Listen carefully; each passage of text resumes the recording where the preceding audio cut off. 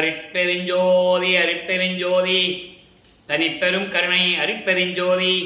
எல்லா உயிர்களும் இன்புற்று வாழ்க, வள்ளல் மலரடி வாழ்க வாழ்க, கொல்லா விரதம் குவளை எல்லாம் ஓங்குக, நல்லோர் நினைத்த நலம் பெறுக, நன்றி நினைத்த எல்லோரும் வாழ்க இசைந்து.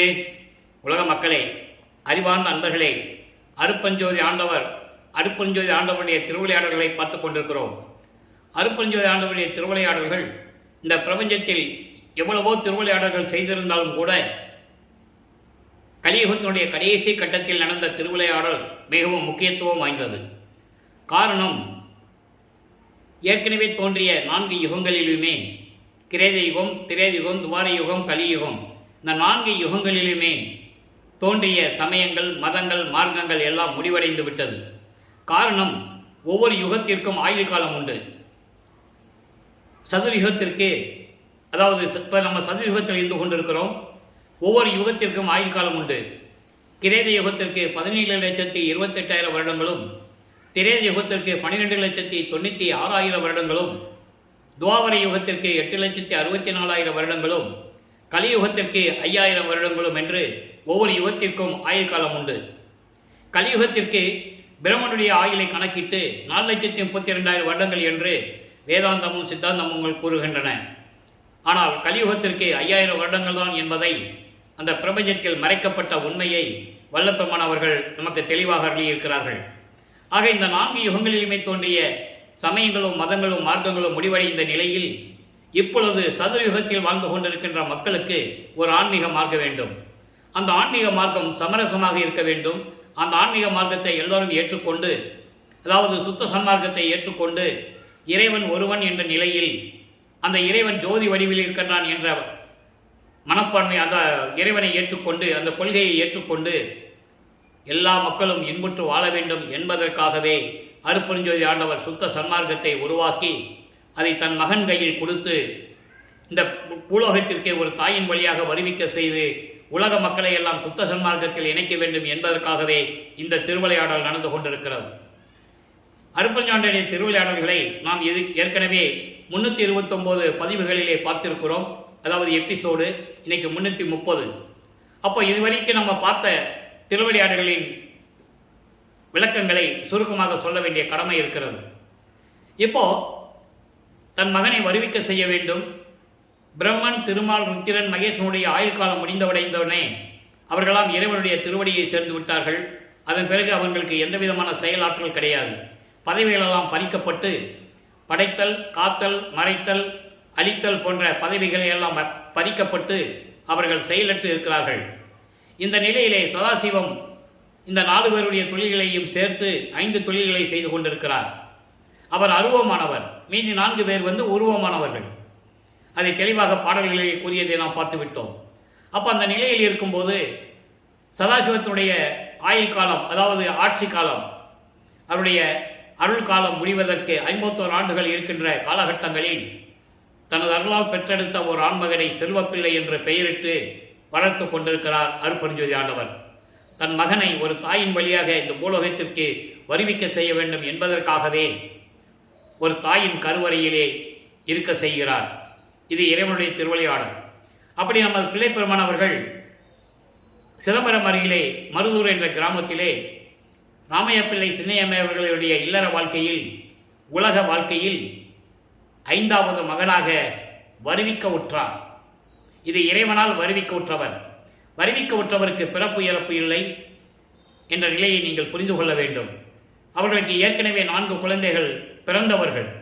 அவர்கள் பிறந்தவர்கள், இவர் வருவிக்க உற்றவர். 2 ஆண் பிள்ளைகள், 2 பெண் பிள்ளைகள். ஆக இந்த நிலையில் நமது பிள்ளைப்பெருமான் அவர்கள் அந்த தாயின் கருவறையிலே இருக்கும்போது இறைவனுடைய திருவிளையாடல் எப்படி நடந்தது என்பதையெல்லாம் பாடல்களின் மூலமாக விளக்கமாக பார்த்து விட்டோம். அந்த கருவறையிலே இருக்கும்போது, கருவறை இருட்டாகி இருக்கிறதே தந்தையே என்று மகன் ஏங்கும்போது தன் மகனுக்கு ஒளி காட்டியதையும் வெளிச்சத்தை காட்டுறார். பசின்னு சொல்லும்போது தன் மகனுக்கு அருளமுதம் ஊட்டுகிறார். எப்போதுமே ஒரு தாயின் கருவறையிலே ஒரு குழந்தை இருக்கும்போது தாய் உண்கின்ற உணவு தான் குழந்தைக்கு செல்லும், இல்லையா? இவருக்கு இறைவன் தன் மகனுக்கு அருளமுதம் ஊட்டுகிறார். காரணம், பின்னால் நம்ம விளக்கத்தை பார்க்க போகிறோம். அருளமுதம் ஊட்டுகிறார். அதன் பிறகு காற்று வரவில்லையே, உடம்பு புழுக்கமாக இருக்குது என்று கூறும்போது தன் மகனுக்கு அமுத காற்று வீசுகிறார். இப்படியெல்லாம் நடந்து கொண்டிருக்கின்ற சூழ்நிலைகளில் நமது பிள்ளைப்பெருமானவர்கள், அதாவது பிள்ளைப்பெருமானவர்கள் இந்த மண்ணுலகை தொடும்போது வானவர்களும் பிரம்மன், திருமால், ருத்திரன் போன்ற பதத்தலைவர்களும் வானவர்களும் ரிஷிகளும் முனிவர்களும் எங்களை எல்லாம் ஆளப்போகும் அருள் கடலை என்று சொல்லி வாழ்த்தி வரவேற்கிறார்கள் என்பதை திருவொற்பாவிலே பாடல் மூலமாக நாம் பார்த்துவிட்டோம். நமது குழந்தை இறைவன் வளர்ந்து கொண்டிருக்கிறார். 5 மாத கால குழந்தையாக இருக்கும்போது ஒரு திருவிழாவிற்காக குழந்தைகளை அழைத்து கொண்டு செல்லுகிறார்கள் சிதம்பரத்திற்கு. அங்கே எல்லாருமே நடராஜனை வணங்கி கொண்டிருக்கும் போது தனது மகனுக்கு மட்டும் அருட்பெருஞ்சோதி ஆண்டவர் தன்னுடைய சுயரூபத்தை காட்டுகிறார். அதாவது வெளியாக காட்டுகிறார். எந்தவித உருவம் இல்லாமல் தன் மகனுக்கு மட்டும் சுயரூபத்தை காட்டுகிறார். அதை பாடலிலே கூறியதை பார்த்துவிட்டோம். தில்லை தளத்திடையே திரைதூக்க தரிசித்த போது வெய்வகை மேல் காட்டாதே எந்தனக்கே வெளியாய் காட்டிய மெய்புறவா மெய்ப்பொருளே என்று கூறுவார். வேய்வகை மேல் காட்டாதே என்பது அணிகலன் அணிந்து பட்டாடை அணிந்து கையில் ஆயுதங்களுடன் இல்லாமல், எப்பவுமே நீங்கள் பார்த்துருப்பீங்க சைவ சமயத்தின் தலைவனாகிய சிவபெருமான உருவம் எப்படி இருக்கும், புராணங்களிலும் காவியங்களில் எப்படி சொல்லுது உருவகப்படுத்தினார்கள் என்பதை நீங்கள் படங்களிலே பார்த்திருப்பீர்கள். அதே போன்று வைஷ்ணவ சமயத்தை சேர்ந்த தலைவன் திருமால் எப்படி இருப்பான் என்று கையில் சங்கு சக்கரை வச்சுக்கிட்டு எப்படி இருப்பான் என்று நீங்கள் பார்த்திருப்பீர்கள். இப்படி ஒவ்வொருங்களுக்கும் முருகன், கௌபாரம் சமயத்தை சேர்ந்த முருகன், காணாபத்தியத்தை சேர்ந்த கணபதி, இவங்கெல்லாம் தத்துவங்களின் அடிப்படையில் இருந்தவர்கள் என்பதை ஏற்கனவே பிள்ளைப்பெருமான் அவர்கள் விளக்கியதை நாம் தெளிவாக பார்த்து விட்டோம். அப்போ இப்படியெல்லாம் உருவம் இல்லாமல் வெளியாக காட்டுகிறார் தன் மகனுக்கு. இந்த நிலையில் இருக்கும்போது காலங்கள் உருண்டோடுகிறது. சிறிது காலத்தில் ராமைய பிள்ளை அவர்கள் இறந்தவுடனே சின்னம்மையார் அவர்கள் குழந்தைகளை அழைத்து கொண்டு பொன்னேரி அருகில் இருக்கின்ற சின்ன காமனம் என்ற ஒரு கிராமத்திற்கு செல்லுகிறார்கள். அங்கே சில காரணங்களால் நீடித்து இருக்க முடியவில்லை. சென்னையிலே வந்து குடியேறுகிறார்கள். அவர்கள் குடியேறிய பகுதி ஏழுகணர் பகுதியில் இருக்கின்ற வீரசாமி முதலியார் தெருவில் இருக்கின்ற ஒரு வீட்டில் குடியேறுகிறார்கள். இப்போ அந்த இடத்துக்கு பெயர் வந்து வள்ளலார் நகர் என்ற பெயர். நமது குழந்தை இறைவன் வளர்ந்து கொண்டிருக்கிறார். பள்ளியிலே சேர்க்க வேண்டிய காலகட்டங்கள் வந்துவிட்டது. எல்லாருமே இவரை சாதாரண குழந்தைன்னு நினச்சிட்டு இருக்காங்க. யாருக்குமே தெரியாது அது இறைவனுடைய மகன் என்று அவருக்கு தெரியாது. இறைவனுடைய திருவிளையாடல்களால் இவன் பிறந்தவன் வருவிக்க உற்றவன் என்ற நிலை அவங்களுக்கு தெரியாது. ஆக பள்ளியில் கொண்டு சேர்க்கிறாங்க. இவரால் பள்ளியில் படிக்க மனமில்லை. ஏனென்றால் இறைவனுடைய திருவிளையாடல் நடக்குது. எப்படின்னா அவரை பாடலிலே சொல்லியிருக்கிறார். தனது மகன் எந்த ஆசிரியரிடமும் உலக படிப்பையாகிய அந்த சந்தை படிப்பை படிக்கக்கூடாது, அதன் பிறகு யாரையும் குருவாக ஏற்றுக்கொள்ளக்கூடாது என்ற நிலையில் இறைவனுடைய திருவிளையாடல் தொடர்ந்து கொண்டிருக்கும் போது இவர் படிக்க முடியாதுன்னு சொல்லி வந்துட்டார். அதுக்கப்புறம் அந்த வீட்டில் எவ்வளோ பிரச்சனைகள் நடக்கணும் நமக்கு தெரியும். ஒரு குழந்தைய பள்ளிக்கூடத்தில் சேர்த்து படிக்க முடியாதுன்னு வந்துட்டால் எவ்வளவு பிரச்சனைகள் இருக்கிறது என்று தெரியும். அந்த நிலையில் நமது பிள்ளைப்பெருமான் அவர்கள் இருந்து கொண்டிருக்கிறார்கள். அங்கே மருதூர் பக்கத்திலே பின்னண்டூர் என்ற ஒரு கிராமத்திலே ராமலிங்கேஸ்வரர் கோயில்னு ஒரு கோயில் இருக்குது. அங்கே தான் இவருக்கு ராமலிங்கன்னு பேர் வச்சது. அவர்களுடைய குலதெய்வம் ராமலிங்கேஸ்வரர் கோயில், ராமலிங்கேஸ்வரர். அதனால் அந்த கோயிலில் பேர் வச்சு சமய சடங்குகள் சம்பிரதாயங்கள்லாம் செஞ்சு மொட்டை அடித்து காது குத்தி கடுக்காம் போட்டு எல்லா வேலையும் செஞ்சுட்டாங்க. அங்கே வச்ச பேர் தான் ராமலிங்கம். அருட்பெருஞ்சாண்டவர் தன் மகனுக்கு வைத்த பெயர் செல்வப்பிள்ளை. மக்களால் அழைக்கப்பட்டவர் திரு அருட்பிரகாச வள்ளலார். வள்ளலார் என்ற பெயர் நிலைத்து விட்டது. அதை நாம் சொல்லிக் கொண்டிருக்கிறோம். இப்போது அதனால தான் நான் பிள்ளைப்பெருமான் என்று கூறுவதுண்டு, வள்ளலார் என்று கூறுவதுண்டு. இந்த நிலையில் இருக்கும்போது இவருக்கு மனம் ஒரு தனிமையான இடம் தேடுகிறது. எங்கே போனாலும் பிரச்சனையாக இருக்குது. எல்லாரும் கேட்குறாங்க, ஏன் பள்ளிக்கூடத்துக்கு போகல, வீட்டில் என்ன பிரச்சனை அப்படின்லாம் கேட்குறாங்க இல்லையா. அப்போ நம்ம குழந்தை இறைவனுக்கு என்ன தெரியும் அந்த வயசில். அப்போ அந்த நேரத்தில் கிடைத்த இடம்தான் கந்தகோட்டம் என்ற ஒரு முருகன் கோயில். அங்கே போய் அமர்ந்து கொள்ளுகிறார். யாராவது வந்து ராமலிங்கம் பள்ளிக்கூடத்துக்கு போகலையாமில்ல, ஏன் போகலன்னுலாம் கேட்பாங்கல்ல, அதெல்லாம் சகிச்சிட்டு இருக்கிறாரு. அதெல்லாம் பாடலில் சொல்கிறாரு. அதுக்கப்புறம் முருகனை பற்றி ஏதாவது பாடன்னு சொல்லும்போது முருகனை பற்றி பாடுகிறார். இந்த நிலை அவருக்கே தெரியாது. அவர் ஏன் இந்த பூலோகத்துக்கு வருவிக்க ஓட்டம் என்றால் நிலை அவருக்கு தெரியாது. அந்த விளக்கத்தை தான் நம்ம இப்போ பார்த்துக்கிட்டு இருக்கோம். பின்னால் சுத்த சன்மார்க்கத்தை வாங்கின பிறகுதான் சொல்லுவார், அந்த நிலைகள்லாம் சொல்லுவார். அதை நான் ஏன் பிறந்தேன் என்ற தலைப்பிலையும் அதை நம்ம பார்த்துக்கிட்டு இருக்கோம். இப்போது சைவ குலத்திலிருந்து வருவிக்கப்பட்டதனாலும் சைவ சமயத்தின் தலைவனாகிய சிவபெருமான் தான் இறைவன் என்று அவர் நினைத்ததாலும் சிவபெருமானை வழிபட்டு கொண்டு நமச்சிவாய, சிவாய நம, ஓம் சிவாய என்ற மந்திரங்களை சொல்லி வழிபாடுகளை அது சங்கற்ப விகற்பங்களில் ஈடுபட்டு கொண்டு, சங்கற்ப விகற்பங்கள் என்பது சைவ சமயத்தின் அடையாளமாகிய திருநூரை பூசிக்கொள்வது, உத்தராட்சமலை போட்டுகிறது, குத்து விளக்கு ஏற்றி, கற்பூரை ஏற்றி, ஊதுவத்தி ஏற்றி, தேங்காய் பழம் வச்சு கும்பிடுறது, இது கிரியை. சரியை என்பது உருவத்தை பார்த்து வழிபடுவது, யோக நிலையில் பார்த்து வழிபடுவது. இந்த 3 நிலைகளும் 12 நிலைகள் இருக்கின்றன. இந்த 12 நிலைகளும் சமயங்களையும் மதங்களையும் மார்க்கங்களையும் சார்ந்தது. அந்தந்த மதங்களுக்கும் அந்தந்த சமயங்களுக்கும் அந்தந்த மார்க்கங்களுக்கும் தனித்தனியாக வழிபாட்டு முறைகள் இருக்கின்றன. இதை வைத்துதான் ஆதி காலத்திலிருந்தே தங்கள் கருத்துக்கு ஏற்றபடி அவர்களுடைய கருத்தாக்களை உருவகப்படுத்தி ஆலயங்களை அமைத்து வழிபாட்டு முறைகளை அமைத்து மக்களை வழிபட செய்து விட்டார்கள். அது காலங்காலமாக தொடர்ந்து நடைபெற்று கொண்டிருக்கிறது. இந்த நிலை மாற வேண்டும் என்பதற்காகத்தான் வல்லற்பமானவர்கள் வருவிக்க விட்டார் என்பதை நான் பதிவு செய்ய கடமைப்பட்டிருக்கிறேன். அதன் பிறகு இந்த நிலை உருவான பிறகு அருட்பெருஞ்சாண்டவர் 1823ஆம் ஆண்டு தொடங்கிய திருவிளையாடல் 30/1/1874 இரவு 12 மணி வரையிலும் 51 ஆண்டுகள் திருவிளையாடல் நடக்குது. இந்த 51 ஆண்டுகளையும் 8 ஆண்டுகளாக பிரித்து தனது மகனுக்கு எப்படியெல்லாம் அருளை கொடுத்து கொண்டிருக்கிறார், எப்படி தன் மகனை பக்குவப்படுத்துகிறார், சமயங்களிலும் மதங்களிலும் மார்க்கங்களிலும் சொல்லப்பட்ட நெறிமுறைகளை கடைபிடித்து கொண்டு தன் மகனை எப்படி பக்குவப்படுத்துகிறார் என்பதை தான் திருவற்பாவிலிருந்து 1ஆம் திருமுறையிலிருந்து 6ஆம் திருமுறையில் இருக்கின்ற பாடல்களுடைய விளக்கங்களை நாம் பார்த்து கொண்டிருக்கிறோம். இங்கே சொல்லக்கூடிய விளக்கங்கள் அத்தனையுமே கதை அல்ல, கற்பனை அல்ல, பாடலில் இருக்கின்ற இறைவன் சொன்ன அத்தனையும் சத்தியமான நிலைகள், உண்மைகள். இப்போ இந்த நிலையில் இருக்கும்போது முதல் 8 ஆண்டுகளில் நமது பிள்ளைப்பெருமானவர்கள் வருவிக்கவுற்று 8 ஆண்டுகளில் எந்த விதமான பலனும் கிடைக்கவில்லை. அப்போ 9ஆவது ஆண்டு தொடக்கத்தில், அதாவது 2வது 8இல் 9ஆவது ஆண்டு தொடக்கத்தில் இறைவன் அவர் முன் தோன்றி, மகனே, நீ என்னால் வருவிக்கவுற்றவன், அஞ்சாதே, உன்னால் காரியங்கள்லாம் நிறைய நடக்க வேண்டியது இருக்கிறது, உனக்கு முன்பருவம் பின்பருவம் காட்டி அருள் செய்வேன் என்று கூறி ஞானத்தை பெற்றுக்கொள் மகனே என்று சொல்லி ஞானத்தை கொடுத்துவிட்டு மறைந்து விடுகிறார். அதன் பிறகு இவருக்கு மறைப்பு நிலையும் மறப்பு நிலையும் ஏற்படுகிறது. அதுக்கு முன்னால் இவர் எப்படி இருந்தார், ஏன் இந்த பூலோகத்துக்கு வந்தார் நிலையெல்லாம் அவருக்கு தெரியாது, சுத்த சன்மார்க்கம் இருக்கிறது தெரியாது, அருட்பெருஞ்சோதி ஆண்டவர் யாருன்னு அவருக்கு தெரியாது. சைவ சமயத்தின் தலைவனாகிய சிவபெருமானை வழிபட்டு கொண்டிருக்கிறார். இப்போ 9ஆவது ஆண்டிலிருந்து 12 ஆண்டுகளுக்குள் 1ஆம் திருமுறை உருவாகிறது. 1ஆம் திருமுறை 8 பதியங்கள், 712 பாடல்கள், திருவடி புகழ்ச்சி, விண்ணப்ப கலிவெண்பா, நெஞ்சறிவுறுத்தல், சிவநேச வெண்பா,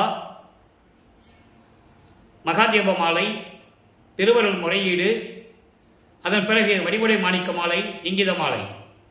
நம்ம இறைவனுடைய திருவிளையாடலை திருவருள் முறையீடிலிருந்து தொடங்குகிறோம். சிவபெருமானை பற்றி சிவபெருமானிடம் எப்படி முறையீடு செய்கிறார் என்பதையும், எப்படியெல்லாம் நீ என்னை பூலோகத்திற்கு வருவிக்க செய்துவிட்டு மறைந்து விட்டாய், உனது மகன் என்று கூறி மறைந்து விட்டாய், ஏன் அருளை கொடுக்கவில்லை என்று எப்படி முறையீடு செய்கிறார் என்பதை திருவருள் முறையீடில் இருந்த 232 பாடலுடைய விளக்கங்களை நாம் முழுமையாக பார்த்து விட்டோம். அதன் பிறகு தந்தையை பற்றி பாடி எந்த விதமான பலனும் இல்லை என்பதனால் தாயை பற்றி பாடலாம் என்று சொல்லி வடிவுடைமனை பற்றி பாடுகிறார். வடிவுடை மாணிக்க மாலை உருவாகிறது. மொத்தம் 100 பாடலுடைய விளக்கங்களையும் பார்த்து விட்டோம். இப்போ தந்தையை பற்றியும் தாயை பற்றியும் முறையீடு செய்து எந்த விதமான பலனும் ஏற்படவில்லை. அதன் பிறகு 13ஆவது ஆண்டில், அதாவது வல்லப்பெருமானவர்கள் வருவிக்கவுற்று 13ஆவது ஆண்டில் குழந்தை இறைவன் கால் வலிக்க நடந்து தாங்கள் இருக்கின்ற பகுதியில் இருந்து அங்கே திருவொற்றியூருக்கு தியாகராஜ பெருமானை வழிபடுவதற்காக செல்லுகிறார். மனம் தூண்டுகிறது. மனம் தூண்டுகிறது என்று சொல்வதை விட அருட்பெருஞ்சோதி ஆண்டவருடைய திருவிளையாடல் அங்கே நடக்குது. மனதை தூண்டி விடுகிறார். என் மகனை கூட்டு போ பாடலில் உண்டு. அந்த விளக்கத்தை தான் இப்போ நம்ம பார்த்துக்கிட்டு இருக்கோம். 13ஆவது ஆண்டில் முதல் முறையாக திருவொற்றியூருக்கு கால் வலிக்க நடந்து செல்லுகிறார் நமது குழந்தை இறைவன் பிள்ளை பெருமான் அவர்கள்.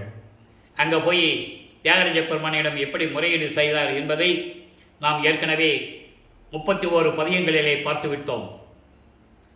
31 பதியங்களுடைய விளக்கங்களை நாம் பாடல்கள் மூலமாக எல்லா விளக்கங்களையும் பார்த்தோம். சுருக்கமாக சொல்ல வேண்டுமென்றால், இவர் தியாகராஜ பெருமானை பாடுவதும் எந்த விதமான அருளை பெற முடியாமல் மனம் கலங்கி திருமலை வாயிலுக்கு செல்லுவதும், அங்கே இறைவனை பற்றி பாடி எந்த விதமான பலனும் இல்லை என்பதால் திருவள்ளித்தாயத்துக்கு வருவதும், எல்லா பாடலுடைய விளக்கங்களையும் நாம் முழுமையாக பார்த்து விட்டோம். இப்போ திருமலை வாயிலுக்கும் திருவள்ளித்தாயத்துக்கும் இனிமேல் போக முடியாது என்று சொல்லி உறுதியாக இப்போ திருவொற்றியூருக்கு மட்டும் சென்று கொண்டிருக்கிறார். அங்கே சிவனேச வெண்பா என்ற பதிகத்திலிருந்து 13வது பாடலை பார்த்து கொண்டிருக்கிறோம். நல்ல கவனிங்க. மண்ணாசை வெற்பே மறி கடலே பொன்னாசை பெண்ணாசை ஒன்றே என் பேராசை நன்னாசை விட்டார் புகழும் விடையாய் நான் பொய்யாசை பட்டால் வருமே பதம். இது பாடல். அதாவது சிவனேசா என்பது இறைவனிடம் நேரடியாக முறையீடு செய்வது, நேரிசை வெண்பா. அப்போ இந்த நிலையில் இருக்கும்போது சொல்றார் அவரு, அதாவது மண்ணாசை என்பது மண்ணாசை பெண்ணாசை பொன்னாசை 3 ஆசைகள் உலக விடயங்கள் என்று கூறுவார் பிள்ளை பெருமான் அவர்கள். மலை போன்று எனக்கு அந்த ஆசைகள் இருக்கிறது. அதுபோன்று பேரலைகள் வீசக்கூடிய கடல் அலை, கடல் போல் பேரலைகள் வீசக்கூடிய கடல் போல இருக்கிறது பொன்னாசை, பெண்ணாசையும் இருக்கிறது. இந்த 3 சேர்ந்துதான் இந்த உலகத்தினுடைய முக்கியமான நிலைகள் என்று எனக்கு தெரிகிறது. அதுதான் என் பேராசையாக இருக்கிறது. இந்த ஆசைகளை எல்லாம், இந்த ஆசைகளையும் பற்றுகளையும் விட்டவர்கள் அதாவது தவம் இருக்கின்றவர்கள், அடியார்கள், இந்த மண்ணாசை பெண்ணாசை பொன்னாசை விட்டு தவத்தில் இருக்கின்ற தவ யோகிகள் என்று சொல்லுவார். இந்த தவ யோகிகள் வணங்கக்கூடிய இறைவா, காலை வாகனமுடைய இறைவனே, இந்த 3 ஆசைகளை விட்டாலே போதும், நான் உன் திருவடியை நான் பற்றி கொள்ளுவேன், உன்னுடைய அருளை பெற்றுக்கொள்ளுவேன். அந்த 3 ஆசைகளை விடக்கூடிய அளவிற்கு நீதான் என்னை ஏற்றுக்கொண்டு என்னை ஆட்கொண்டு அருள வேண்டும் என்று கூறுகிறார். இந்த நிலை தொடர்ந்து கொண்டிருக்கிறது. இப்போ இந்த 32 2ஆம் திருமுறை உருவாகிய 31 பதியங்களிலும் நம்ம விளக்கங்களை இந்த மாதிரி சுருக்கமாக பார்த்து விட்டோம். இப்போ கலி முறையீடு 32வது பதிகம் கலி முறையீடு என்ற பதிகத்திலிருந்து 2வது பாடலை நாம் பார்க்க போகிறோம். மொத்தம் 2ஆம் திருமுறை 113 பதியங்கள், 1207 பாடல்கள். இதுவரை 31 பதியங்களுடைய விளக்கங்களை நாம் பார்த்திருக்கிறோம். இன்று 32வது பதிகத்திலே கலி முறையீடு 2வது பாடல்.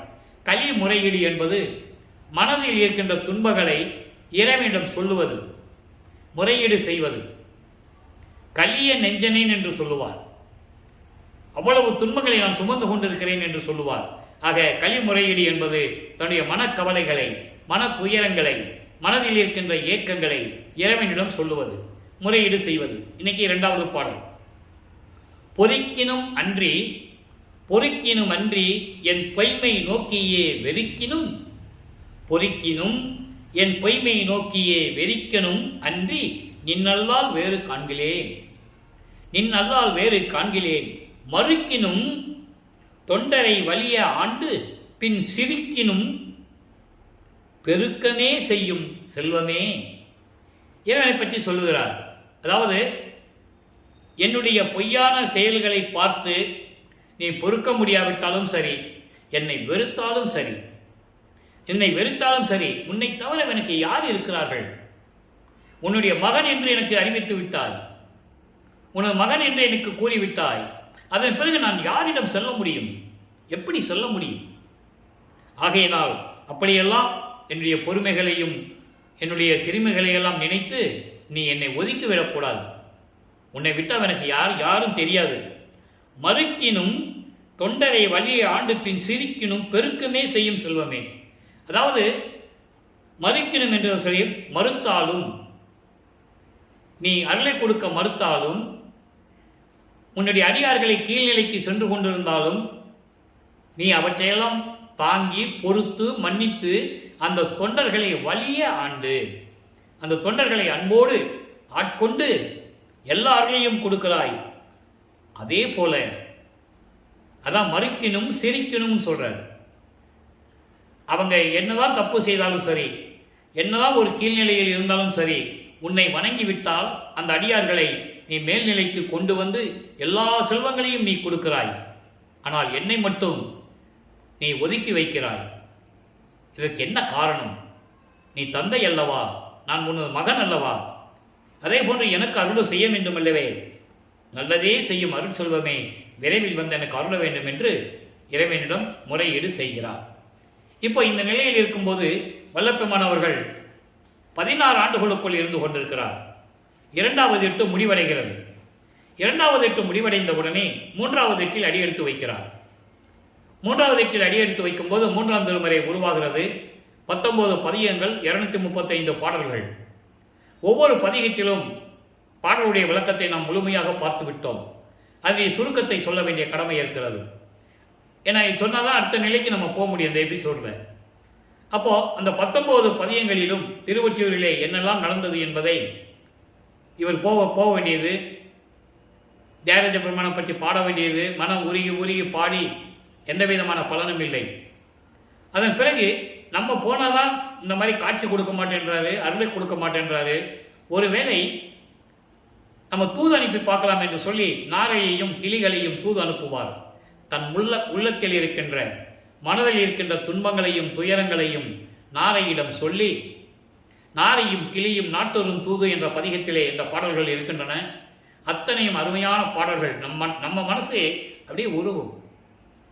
தன்னை தலைவியாகவும் இறைவனை தலைவனாகவும் உருவகப்படுத்தி காதலை சொல்லுவார். காதல் இருக்க வேண்டும் என்றால் ஒரு ஆணும் பெண்ணும் இருக்க வேண்டும். அந்த நிலையில் தான் அந்த பாடல்களை நமக்கு அருளி இருக்கிறார்கள். இறைவன் மீது எவ்வளவு காதல் கொண்டுள்ளார் என்ற நிலையை நாம் பார்க்க முடிகிறது. அப்போ அந்த நாரையை கூப்பிட்டு சொல்லுவார், நாரையே நீ போய் தியாகராஜ பெருமானிடம் போய் சொல்லு, நான் எவ்வளவோ முயன்றும் எனக்கு எந்த விதமான அருளையும் கொடுக்கவில்லை. என்னை இந்த பூலோகத்திற்கு வருவிக்க செய்துவிட்டு என்னை தெருவிலை நிறுத்தி விட்டார். நான் துன்பங்களை அனுபவித்துக் கொண்டிருக்கிறேன். உலகியல் வாழ்க்கையிலே துயரங்களையும் துன்பங்களையும் அனுபவித்துக் கொண்டிருக்கிறேன். நாரையே நீ போய் தியாகராஜ பெருமானிடம் சொல்லு, முன்னால் வருவிக்க விட்டவன். அது பெண்ணாக இருக்கும்போது சொல்லும்போது வேறு மாதிரியே சொல்லுவார். என்னுடைய தலைவி உன்னையே நினைத்து கொண்டிருக்கிறாள், உன் மீது காதல் கொண்டிருக்கிறாள். உன்னை நினைத்ததனால் அவள் சரியாக சாப்பிடவில்லை, தூங்கவில்லை, குளிக்கிறதில்லை, கூந்தலை சரியாக சீவி முடிவதில்லை, கூந்தலிலே பூ வைப்பதில்லை, இப்படியெல்லாம் சொல்லுவார். காரணம் அந்த காதலை நாரையிடம் சொல்லுகிறார். அதுபோது நான் இந்த மாதிரி இறைவன் அவர்களை பெற முடியவில்லை, நீ போய் தியாகராஜ பெருமானிடம் போய் என்னுடைய துயங்களையும் துன்பங்களையும் நீ போய் சொல்லுன்னு சொல்லி தூது அனுப்புவார். எந்த விதமான பலனும் இல்லை. அதன் பிறகு கிளிகளையும் தூது அனுப்புவார். இதே மாதிரி சொல்லி அனுப்புவார். எந்த விதமான பலனும் இல்லை. இதெல்லாம் நம்ம பார்த்துட்டோம். அதன் பிறகு இப்போ இந்த நிலைகளெல்லாம் பார்த்த பிறகு இப்போ தியாகராஜ பெருமான் என்ன பண்ணுவார்னா, இப்போ வல்லபெருமானவர்கள் 17வது ஆண்டிலிருந்து 24 ஆண்டுகளுக்குள் இருக்கிறார். ஆண்டுகள் உருண்டோடுகிறது. அப்போ இந்த நிலையில் இருக்கும்போது இப்போ தியாகராஜ பெருமான் காட்சி கொடுப்பார். இவர் காட்சி கொடுத்துட்டாரே, வந்து அருளை கொடுப்பாருன்னு சந்தோஷமா இருப்பார். ஆனால் பேசுறதில்லை, உடனே மறைஞ்சிடுவார். இப்படி நிலைகள் தொடர்ந்து கொண்டிருக்கும்போது ஒரு குறைத்த பெண்ணிடம் போய் குறி கேட்பதையும், ஒரு ஜோதிடர்கிட்ட போய் ஜோதிடம் பார்ப்பதையும் எல்லாம் நம்ம பார்த்துட்டோம். குறி ஆராய்ச்சி, ஜோதிட நாடல், இரங்கல் மாலை, திருவிழா திறன், இப்படியெல்லாம் நிறைய பதியங்களை நம்ம பார்த்துட்டோம். இந்த நிலை தொடர்ந்து கொண்டிருக்கும்போது ஒரு நாள் இப்போ பவனி வருது. தேரில் தியாகராஜ பெருமானை கொண்டு வராங்க தேரில். திருவொற்றியூரில் எல்லாமே தேரோடு வீதிகள் அந்த காலத்தில். அப்போ இவர் காட்சி கொடுத்துட்டு அப்படியே நடந்து வர்றார். நடந்து வந்துக்கிட்டு இருக்கும்போது தான் தெரியும், திருப்பி மறைஞ்சிடுவார். இப்படி ஒவ்வொரு தெருவிலையும் போய் நிற்பார். பாடல்கள் இருக்கிறதை உங்களுக்கு நான் சொல்கிறேன். நம்ம ஏற்கனவே விளக்கமாக பார்த்துட்டோம், இப்போ சுருக்கமாக சொல்கிறோம். அடுத்த எபிசோடுக்கு நம்ம போகணும். அப்போ இந்த நிலையில் இருக்கும்போது இவர் ஒரு நாள் மெய் மறந்து அப்படியே இப்படியெல்லாம் நிலைகள் தொடர்ந்து கொண்டு இருக்கிறதே, நம்ம என்ன பண்ண முடியும் அப்படின்னு நினச்சிட்டு இருக்கும்போது இப்போ தியாகராஜ பெருமான் பக்கத்தில் வருவார். இவர் கண்மூடி மதிமயங்கி இருப்பார். மதிமயங்கி என்பது ஆனந்தத்தில் இருப்பார், பயங்கரமாக மகிழ்ச்சியை சந்தோஷத்தில் இருப்பார், பேரானந்தத்தில் இருப்பேன் என்று கூறுவார். பக்கத்தில் வர்றது இவர் கண்ணை மூடிட்டு தான் இருப்பார். பக்கத்தில் வந்து செல்லமாக தலையை சீவி தலையை கோவுறது, கன்னத்தை கிள்றது, கொஞ்சம் மாதிரி கன்னத்தை கிள்றது, ஆனால் பேசுறது இல்லை. கன்னத்தை கிள்றது, உடம்பை தடவி விடுறது, முதுகை தடவி விடுறது, இப்படியே தொடர்ந்து கொண்டு இருக்கிறது. இவர் ஏன் இப்படியே பண்ணிட்டு இருக்காருன்னு சொல்லி கன்னத்திலிருந்து பார்க்குறாரு. அதை கடைசி பதிகத்தில் கூறுகிறார். காதல் மாச்சு என்ற பதிகத்திலே 19வது பதிகத்திலே 10 பாடல்களில் சொல்லுவார். இவர் பார்க்கும்போது திரும்பி நின்றுட்டு அப்படியே ஓடிடுவார், தெருவழியாக ஓடுவார் சிவபெருமான். திரும்பி பார்க்காமல் ஓடுகின்றார். நான் ஒக்க ஓடினாலும் அவர் ஓட்டத்தை பிடிக்க முடியாதே என்றெல்லாம் கூறுவார். 10 பாடல்கள் அருமையாக இருக்கும். அப்போது இவர் பின்னாலே ஓடுவார் இல்லையா? அப்போ இங்கே இருக்கிறவங்க கேட்பாங்க, இந்த நிகழ்வு வந்து 1847ஆம் ஆண்டு நடக்குது. வருவிக்க விட்டது 1823ஆம் ஆண்டு. கரெக்டாக 3வது 8 முடிய போகும்போது 24வது ஆண்டில் இந்த நிகழ்ச்சி நடக்குது. அப்போ அங்கே இருக்கவங்க கேட்பாங்க, என்ன ராமலிங்கம் தெருவழியாக ஓடிட்டு இருக்க, உன்னை தினமும் பார்க்குறேன் கோயிலில் இருக்கிற, உன்னை பார்க்கும்போது எல்லாமே வினோதமாக இருக்கு, வித்தியாசமாக இருக்கு அப்படின்னு கேட்கும்போது சொல்லுவார், சிவபெருமான் ஓடுறாரு, நான் பிடிக்க போனேன், பிடிக்க முடியலன்னு சொல்லுவார். அவங்க சொல்லுவாங்கல்ல, இந்த கலியுகத்தில் இதெல்லாம் நடக்கிற காரியமா? அப்போ கலியுகம் நடந்துகிட்டு இருக்கு. கலியுகம் 1900ஆம் ஆண்டு தான் முடியுது. அதை வல்லப்பம்மன் தெளிவாக நமக்கு அருளி இருக்கிறார்கள். இப்போ கலியுகம் முடிஞ்சிருச்சு, நம்ம சதுரயுகத்தில் இருந்துகிட்டு இருக்கோம். மக்களுக்கு தெரியல, யாரும் விளக்கங்கள் சொல்லாதனால யாருக்கும் தெரியல, அவ்வளோதான். அதே மாதிரி பிரம்மன் திருமால் ருத்திரம்லாம் இப்போ இன்னும் பிரம்மன் தான் படைச்சிட்டு இருக்காரு அப்படின்னு நினச்சிட்டு இருக்காங்க. அவங்களுடைய ஆயுள் காலம்லாம் முடிந்து, அருள் காலம்லாம் முடிந்து, இறைவனுடைய திருவடிகளை சும்மா இருக்கிறாங்க, பதவிகள்லாம் பறிக்கப்பட்டு விட்டன. இப்போ எல்லாம் செய்கிறது யார்? வல்லப்பெருமான் செஞ்சிட்டு இருக்காரு. அந்த விளக்கத்தை தான் இப்போ நம்ம சுத்த சன்மார்க்கத்தில் வாங்கின பிறகு எப்படியெல்லாம் செஞ்சாருன்றோ பார்த்துக்கிட்டு இருக்கோம். இன்றைக்கும் பார்க்க போகிறோம். கவனமாக நீங்கள் கேட்டுட்டு வரணும். இப்போ இந்த நிலையை தொடர்ந்து கொண்டு இருக்கும்போது அங்கே இருக்கிறவங்க சொல்லுவாங்க, கலியுகத்தில் இதெல்லாம் நடக்கிற வரையம்மா ராமலிங்கம், உனக்கு கடவுள் மேலே ரொம்ப பக்தி வந்துருச்சு, அதனால பித்து பிடிச்சிருச்சு உனக்கு அப்படின்லாம் சொல்லுவாங்க. அவனே சோத்துக்கு இல்லாமல் தெரு தெருவாக பிச்சை எடுத்துக்கிட்டு இருக்காப்புல திருவருட்பாடு தெளிவாக சொல்கிறாரு. இப்படிலாம் மக்கள் சொன்னாங்க என்கிட்டன்னு சொல்கிறாரு. கழுத்தில் பாம்பு வச்சுட்டு இருக்கான். சரி, அப்போ அதே போட நீ போய் கட்டி பிடிச்சா கூட பாம்பு ஒன்று கொத்துமே. சுடுகாட்டில் போய் மண்டை ஓடுகள்லாம் மாலையாக போட்டு வச்சுருக்கான், ஒரு நெஞ்சில் இடிக்குமே அப்படிலாம் சொல்லுவாங்க. இவர் எல்லாத்தையும் கேட்டுக்கிட்டு அதுக்கு பதில் சொல்லுவதே ஒரு பதிகத்தில் 10 பாடல்கள். நீங்கள் என்ன சொன்னாலும் சரி, நான் கனவில கூட அவனுடைய காதலை மறக்க முடியாது என்று கூறுவார். இந்த நிலை தொடர்ந்து கொண்டிருக்கிறது. வல்லப்பெருமான் அவர்களுக்கு 24 ஆண்டுகள் முடிவடைந்து விட்டது. இப்போ 4வது எட்டில் அடியெடுத்து வைக்கிறார். 4 8 32. 25வது ஆண்டிலிருந்து 32 ஆண்டுகளுக்குள் என்ன நடந்தது என்பதை ஒரு சுருக்கமாக சொல்ல வேண்டிய கடமை இருக்கிறது. இப்போ 27வது ஆண்டில், அதாவது அறிவிக்க விட்டு 27வது ஆண்டு, வல்லப்பெருமானை பற்றி கூறும்போது வயதை பற்றி கூறவே கூடாது. இத்தனை வயசில் பிறந்தாரு, இந்த வயசில் இப்படி இருந்தார், அந்த வயசில் இப்படி இருந்தான்னு சொல்லவே கூடாது. அவர் வருவிக்க விட்டவர், அவருக்கு வயது இல்லை, அவருக்கு பிறப்பு ஏது இறப்பு ஏது. இப்போ அவருக்கு சுத்த சன்மார்க்கம் இருக்கிறது தெரியும். அருட்பெருஞ்சாண்டவர் தான் அவருடைய தந்தை என்பது தெரியும். இந்த நிலையில் இருக்கும்போது அவருக்கு கல்யாணம் ஏற்பாடு பண்ணுறாங்க. இவர் முதல்ல முடியாதுன்னு தான் சொல்லணும், முடியாதுன்னு சொல்கிறாரு. காரணம், அவருடைய அப்பா கிட்ட இருந்து அனுமதி வாங்கணும். ஏன்னா அவர் தான் இந்த இதெல்லாம் ப்ராஜெக்ட் போட்டது, ஏற்கனவே பிளான் போட்டது. அப்போ அவர்கிட்ட அனுமதி வாங்கணும். அதற்காகத்தான் தனக்கோடி அம்மையார் அவர்கள் இவர் வருவிக்க உற்ற குடும்பத்தில் உறவுக்கார பெண்ணாக வந்து பிறக்கிறார்கள். அவர்கள் பிறந்தவர்கள், அம்மையார் வந்து பிறந்தவர், இவர் வருவிக்க உற்றவர். அவர் வந்து அவர் ஆயுட்காலம் முழுவதும் இந்த பூலோகத்தில் உடம்போடு இருந்து மறைந்து உடம்பை இந்த மண்ணில் போட்டு தான் போகணும். இதன் காலத்தின் கட்டாயம். அதே நேரத்தில் அவருக்கு இருக்கின்ற கர்ம வினைகளெல்லாம் நீக்கி விமோசனத்தை கொடுத்து மோட்ச வீட்டை காட்ட வேண்டும். இது இறைவனுடைய திருவிளையாடல். அதனால தான் இவர் தாலி கட்டுறாரு. அது பாடலில் சொன்ன விளக்கங்களை நாம் பார்த்து விட்டோம். அப்போ அனுமதி கொடுத்துறாரு. அவரு அங்கே கூட்டு போகிறாங்க இவர்கிட்ட. அவர் ராமலிங்கம் வந்து டெய்லி ஒரு சாமியாரை வந்து தினமும் வந்து பார்க்குறாங்க திருவொற்றியூரில். அவர் சொன்னால் இவர் கேட்பார் அப்படின்ற செய்தி வந்த உடனே இவங்க கூட்டு போவாங்க. அவர் யார்? அருட்பெருஞ்சாண்டவர். ஒரு அடியார் இடத்துல அங்கே உட்கார்ந்துருப்பார். ஏன்னா இதெல்லாம் திருவிளையாடலாம் நடக்கணும், உலகியலுக்கு நடந்த மாதிரி தெரியணும். அதே நேரத்தில் இறைவனுடைய திருவிளையாடலும் நடக்கணும். அதை நீங்கள் புரிஞ்சுக்கணும். அப்போ இந்த நிலையில் இருக்கும்போது கல்யாண ஏற்பாடுகள் நடந்து கொண்டு இருக்கிறது. அங்கே எல்லாரும் அமர்ந்து இருக்கிறார்கள். அப்படியே பார்க்குறாரு, சுற்றி சுற்றி பார்க்குறாரு. அப்பா வரலையே, அம்மா வரலையே, அருப்பஞ்சாண்டவரும் சிவகாமி வள்ளியும் வரவில்லை என்று சொல்லி அவர் மனம் ஏங்குகிறது. பயங்கர கஷ்டம். அதாவது தன்னுடைய மனம் எப்படி அந்த கொடிய நிலை ஏற்பட்டது என்பதை பாடலில் நமக்கு சொல்லியிருப்பார், அருப்பாசமாலையில் சொல்லியிருப்பார். அந்த விளக்கங்களையெல்லாம் நம்ம பார்த்துட்டோம். இப்போ பிரம்மன், திருமால் போன்ற பதத்தலைவர்களும் முனிவர்களும் ரிஷிகளும் தேவர் கூட்டத்தை சேர்ந்த 18 தலைவர்களும் எல்லாமே வந்து நிற்கி மணமக்களை வாழ்த்துகிறார்கள். இவர் தாலி கட்டுறார். இந்த நிலை முடிந்தவுடனே இப்போ உலகியலை விட வேண்டும். அது என்னுடைய திருவிளையாடல் முடிஞ்சிருச்சு. அதோடு அவர் அந்த நிலை முடிந்து விட்டது. அந்த திருவிளையாடல் முடிந்தவுடனே இப்போ இவர் சமயங்களையும் மதங்களையும் மார்க்கங்களையும் சொல்லப்பட்ட நெறிமுறைகளை விட வேண்டும். அவர் கடைபிடித்து கொண்டிருக்கின்ற சமாச்சாரங்களெல்லாம் விட்டுடணும். அப்போ சைவ சமயத்தின் அடையாளமாகிய திருநீரை பூசிட்டு இருந்தார்கள, திருநீரை பூசுவதை நிறுத்த வேண்டும். அதை அருப்பஞ்சாண்டவரே வந்து சொல்றாரு. பாடலெல்லாம் விளக்கமாக இருக்கு, யாரும் மறுக்க முடியாது, எல்லாத்தையும் பார்த்தாச்சு. ஏன்னா இந்த பிரச்சனை, திருநூறு பிரச்சனை பெரிய பிரச்சனையா இருக்குது. வல்லப்ப மாணவர்கள் அறிவிக்க விட்டு 202 ஆண்டுகள் முடிந்து 203வது ஆண்டு தொடங்கிடுச்சு. அவர் சமயங்களையும் மதங்களையும் மார்க்கங்களையும் சார்ந்திருந்த போது அந்த நிலை தொடர்ந்தது. யாரும் மறுக்க முடியாது. அவரே சொல்றாரு, அளவற்றப்பட்டு கொண்டிருந்தேன், அப்போ எனக்கு அற்ப அறிவாக இருந்தது என்று சொல்லுவார்.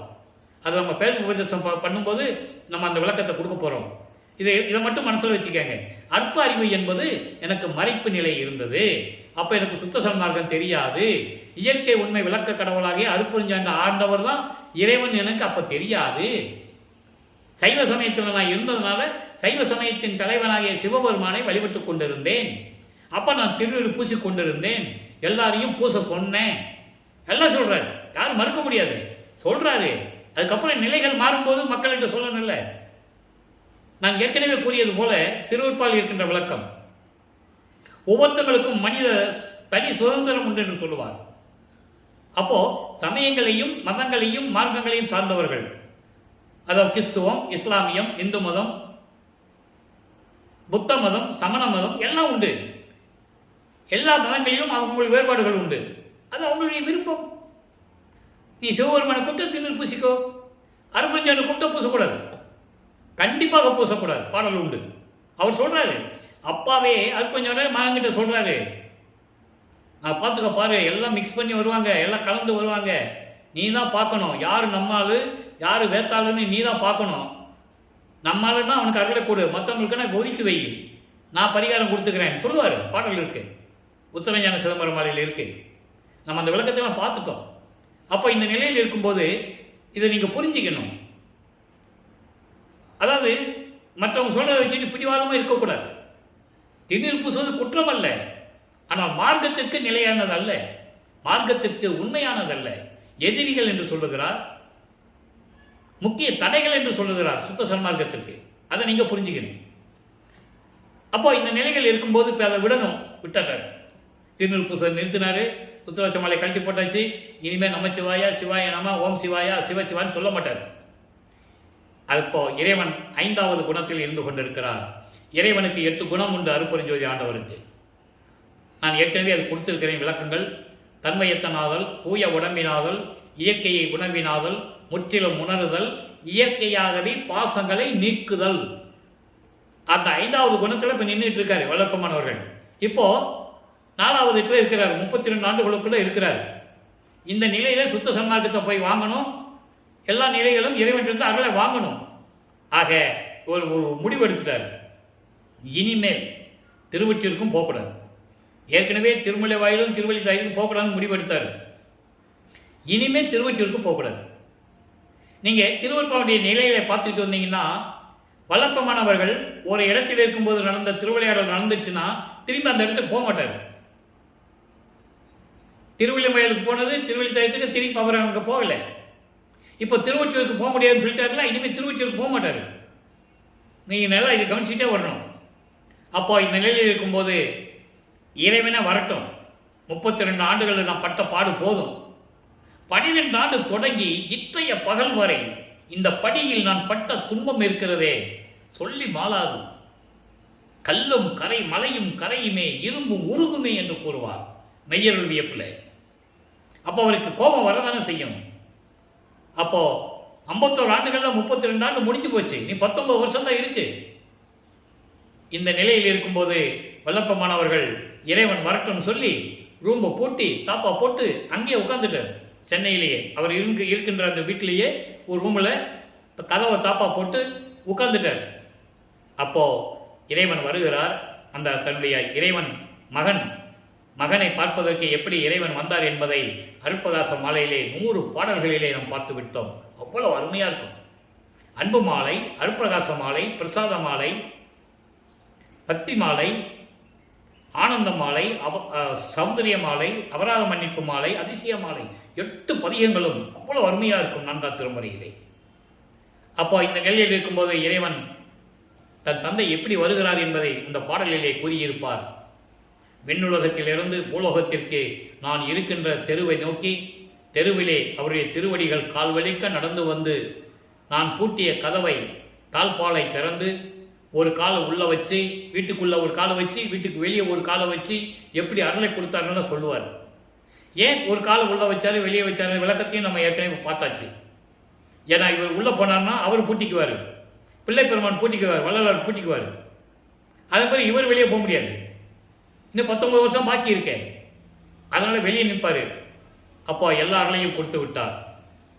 அதாவது ஏம சித்தி தத்துவங்களை எப்படி கடத்தல். ஏம சித்தி என்பது பொதுவாக தங்கம் செய்கிற வித்தை என்று சொல்லுவார்கள். அதுவும் அதில் அடங்கும். மற்ற அருள்களும் அதில் இருக்கிறது. தங்க செய்கிற வித்தை மட்டும் அல்ல, அருவமாக போகிறது, ஒரே இடத்துல எத்தனை உருவத்திலவனால் இருக்கிறது, பறந்து செல்வது, நிறைய வித்தைகள் சித்திகள்லாம் உண்டு. அப்போ அந்த நிலையில் இருக்கும்போது தத்துவங்களை கடந்து, அந்தங்களை கடந்து, சரியை கிரியை யோகம் என்ற 12 நிலைகளையும் கடந்து, எப்படி வெளிகளை கடந்து சுத்த சன்மார்க்கத்தை வாங்குவதற்காக பறந்து சென்று கொண்டிருக்கிறார் என்பதை பாடலின் மூலமாக நாம் ஏற்கனவே தெளிவாக பார்த்து விட்டோம். இப்போ அப்படியே பறந்து போயிட்டு இருக்கிறார். எங்கே சுத்த சிவஞான வழிக்கு போயிட்டு இருக்காரு. அங்கே சத்தியஞான சபை இருக்கு, அங்கே தான் போய் அப்பாவை பார்க்கணும், அங்கே தான் வந்து சுத்த சன்மார்க்கத்தை வாங்கணும். அதனால்தான் அங்கே இருக்கிற சத்தியஞான சபையை உலக மக்களுக்காக வடலூரிலே நமக்கு அருளினார்கள் நமது பிள்ளை பெருமானவர்கள் என்பதை நான் பதிவு செய்ய கடமைப்பட்டிருக்கிறேன். போயிட்டு இருக்கிறார். அங்கே தேவர்கள் பிரம்மன், முதல்ல தேவர் கூட்டம் நிற்கிது. அதுக்கப்புறம் பிரம்மன் திருமாலவங்களை நிற்கிறாங்க, இந்திரன் நிற்கிறாப்புல. பார்த்து இவர் அப்படியே ஆச்சரியப்படுறாரு, ஏன் இவங்க நிற்கிறாங்க? ஏன்னா முதல்ல போறாரு. எப்படி ஞானத்தை பெற்ற பிறகு 13வது ஆண்டில் திருவொற்றியூருக்கு போனாரோ, அதே போல 33வது ஆண்டில் சுத்த சன்மார்க்கத்தை வாங்குவதற்கு அங்கே போறார். அப்போ தேவர்கள்லாம் சைகை கட்டுறாங்க. அன்பர்களே, நான் ஏற்கனவே கூறியது போல எல்லாமே திருவொற்பால் பாடலுடைய விளக்கங்கள். இங்கே கூறப்படுகின்ற விளக்கங்கள் அத்தனையும் என்னுடைய சொந்த கருத்தல்ல, இறைவனால் அருளப்பட்ட விளக்கங்கள். பாடல் உண்டு திருவொற்பாவிலே, எல்லாமே சத்தியமான நிகழ்வுகள். அப்போ இந்த நிலையில் இருக்கும்போது தேவர்கள் கை காட்டுறாங்க, நீங்கள் போங்க சாமி என்று சொல்கிறாங்க. அப்போ தான் அவருக்கு தெரியுது ஏன் இவங்க வெளியே நிற்கிறாங்கன்னா, இவங்கெல்லாம் கொலை செய்தவர்கள். தெளிவாக சொல்கிறார் பாட்டில். அதனால்தான் வடலூரில் சத்தியஞான சபைக்குள்ளே வரணும்னா புலையும் கொலையும் தவித்தவர்கள் உள்ளே புகுதல் வேண்டும். புலை என்பது மாமிசம் சாப்பிட்றது. ஒரு உயிரை கொன்று, ஆடோ மாடோ கோழியோ பன்னியோ ஏதோ ஒன்று, மீனோ ஏதோ ஒன்று, அதை கொன்று அந்த பிணத்தை, அந்த நாறுகின்ற உடம்பை, துர்நாற்றம் பிடித்த பிணத்தை நம் உடம்புக்காக உணவு எடுத்துக்கொள்கிறோம் இல்லையா, அது செய்யக்கூடாது. அப்படி மாமிசமும் சாப்பிடாமல் இருக்கிறவங்க, மனதார எந்த கொலையும் செய்யாதவங்க, இவங்க 2 பேர் தான் இறைவனை பார்ப்பதற்கு சத்தியஞான சபைகளை போவதற்கு தகுதியானவர்கள். அப்போ பிரம்மன், திருமால், ருத்திரன் தேவர்கள்லாம் போருக்குரியவர்கள் என்று சொல்லுவார். பாடல் உண்டு. திருமாலை சொல்லுவார், எத்தனையோ கொலைகள், ஆயிரக்கணக்கான கொலைகள் செய்தவன். பிரம்மனை வருணமா கொலை பாதகன் என்று கூறுவார். பாடல் உண்டு. இந்திரனை சொல்லுவார் போருக்குரியார், அயன்மால், போகி மற்றும் புங்கவர்கள் என்று கூறுவார். பிரம்மனும் திருமாலும் இந்திரனும் மற்றும் தேவர்களும் போர்க்குணம் கொண்டவர்கள், போர் செய்து உயிர்களை கொலை செய்தவர்கள், கொலை குற்றவாளிகள் என்று கூறுவார். பாடல் உண்டு. அந்த விளக்கத்தை தான் நம்ம பேசிகிட்டு இருக்கோம். ஏன்னா மக்களுக்கு சொல்லி ஆகணும். இது வரைக்கும் நடந்தது யார் சொன்னாங்க? நினச்சி பாருங்க. அந்த காலத்தில் இதெல்லாம் சொல்ல வேண்டிய விளக்கங்கள் இருந்து கொண்டிருக்கிறது. நான் திருவருட்பாவை பற்றி பேசும்போது மற்ற நூல்களை பற்றியோ மற்ற பதத்தலைவர்களை பற்றியோ நான் பேசுவதில்லை. காரணம், சில இடங்களிலே கூற வேண்டியது இருக்கிறது. ராமாவதாரத்திலே, கிரேத யுகத்திலே எவ்வளவோ அந்த ஆண்டுகளிலே எத்தனை போர்கள், எத்தனை உயிர்கள் கொலை செய்யப்பட்டன. கிரேத யுகத்திலே தான் திருமாலுக்கு 6 அவதாரங்கள். மச்ச, கூர்ம, வராக, வாமன, நரசிம்ம, பலராம, நரசிம்ம, வாமனன், பரசுராம. பலராமன் கிருஷ்ணனும் துவார யுகத்திலே. திரேத யுகத்திலே ராமன் மட்டும். அவர் என்ன சொல்றார் வல்லப்பமானவர்கள் என்றால், போர் செய்துதான் ஒரு நீதியை நிலைநாட்ட வேண்டும் என்ற அவசியம் இல்லை. உயிரை கொண்டுதான் ஒரு நீதியை நிலைநாட்ட வேண்டும் என்ற அவசியம் இல்லை என்று கூறுகிறார். அப்போ ராமன் ஏன் உடம்பை மறைத்து விட்டு போகாமல் சராயு நதியிலே போய் மாண்டார்? ஒரு கேள்வி இன்னும் நடந்து கொண்டிருக்கிறது. இது புராணத்திலேயும் உண்டு, யாரும் மறுக்க முடியாது இல்லையா? சராயு நதியில் கலந்துவிட்டது. அதே மாதிரி கிருஷ்ணனும் சரி, நரபலி கொடுத்தவர்கள். ஒரு நரபலி என்பது ஒரு போர் செய்யும் போது யாருக்கு வெற்றி கிடைக்க வேண்டும் என்பதற்காக, தங்களுக்கு வெற்றி கிடைக்க வேண்டும் என்பதற்காக ஒரு நல்ல நாளை பார்த்து, ஒரு நேரத்தை பார்த்து ஒரு மனிதனை கொண்டு போய் அங்கே கல் மரத்தில் சொருவிடுவாங்க. எவ்வளவு பெரிய கொடுமை! அதான் பிள்ளை பெருமான் வள்ளலார் சொல்றாரு, எவ்வளவு பெரிய கொடுமை! பிறகு எப்படி இவங்கள் மரணமில்லா பெருவாழ்வில் இருக்க முடியும்? அப்போ இந்த நிலையில் இருக்கும்போது உயிர்களை கொலை செய்யக்கூடாது என்பதை தான் வலியுறுத்தி கூறுகிறார்கள் நமது பிள்ளை பெருமானவர்கள். ஆக தந்தையிடம் செல்லுகிறார். தந்தை மகனை வரவேற்கிறார். மகனை 2.5 நாளிகை தான் பாக்கி இருக்கிறது, 1 மணி நேரம் பாக்கி இருக்கிறது, விரைவில் வந்து இந்த ஆடைகளை கலைந்து விட்டு, முக்காடு போட்டு தானே போறாரு, வெள்ளாடை அணிந்து தானே போறாரு, புனித நீராடி புத்தாடை அணிந்து அணிகலன்களை அணிந்து மங்கள கோலத்துடன் வருவாயாக என்று கூற, தந்தையின் கட்டளை ஏற்று அப்படியே வந்து அமர, மணிமுடி சூட்டி பொற்காப்பு அணிகிறார். பொற்காப்பு என்பது இளவரசன் என்ற ஒரு பட்ட தகுதிக்கானது, அடையாளம். தனக்கு பிறகு தன் மகன் தான் இந்த பிரபஞ்சத்தை இயக்கப் போகிறான் என்ற பறைசாற்றுவது. பிரபஞ்சத்தின் வெற்றி அது. அருள் ஜோதி ஆனேன் என்று அரையப்பா முரசு, அருளாட்சி பெற்றேன் என்று அரையப்பா முரசு சொல்றார்ல. மறுசார்பை தீர்ந்தேன் என்று அரையப்பா முரசு, மரணம் தவிர்த்தேன் என்று அரையப்பா முரசு. மரணம் எப்போ தவிர்க்க முடியும்? சுத்த சன்மார்க்கத்தில் இருந்தால்தான் தவிர்க்க முடியும். இந்த நிலைகளெல்லாம் இருக்கும்போது தன் மகனிடம் சுத்த சன்மார்க்கத்தை கொடுக்கிறார், தாரை வார்த்து கொடுக்கிறார் அருட்பெருஞ்சாண்டவர். அதனால்தான் சொல்லுவார், பெரிய சிவ அனுபவத்தால் சுத்த சன்மார்க்கம் பெற்றேன் என்று சொல்லுவார். அருட்பெருஞ்சாண்டவர் தன் தந்தை உருவாக்கிய அந்த மார்க்கத்தை இவர் பெற்றுக் கொள்ளுகிறார். அதனால்தான் என் மார்க்கம் என்று கூறுவார். ஆக சுத்த சன்மார்க்கத்தை பெற்ற பிறகு சாகா கல்வியை கற்றுத்தருகிறார் தந்தை மகனுக்காக. யார் சொன்னது? சிவபெருமானுக்கு முருகன் உபதேசித்தான் என்று சொல்லுவார்கள், உண்மை. அது புராணங்களில் வருகிறது. அதே போன்று தந்தை மகனுக்கு சாகா கல்வியை கற்றுக் கொடுக்கிறார். இறைவனுடைய திருவிளையாடல் அல்லவா? சாகா கல்வி என்பது சுத்த சன்மார்க்கத்தின் ஞானம். அப்போ சுத்த சன்மார்க்கத்தில் இருந்து ஞானம் பெற்றுக்கொண்டால்தான் சாகா கல்வி கிடைக்கும். இந்த நிலையில் இருக்கும்போது எல்லாமே வெளியே இருந்து பார்த்துக்கிட்டு இருக்காங்க, பிரம்மன் திருமலங்களை பார்த்துக்கிட்டு இருக்காங்க.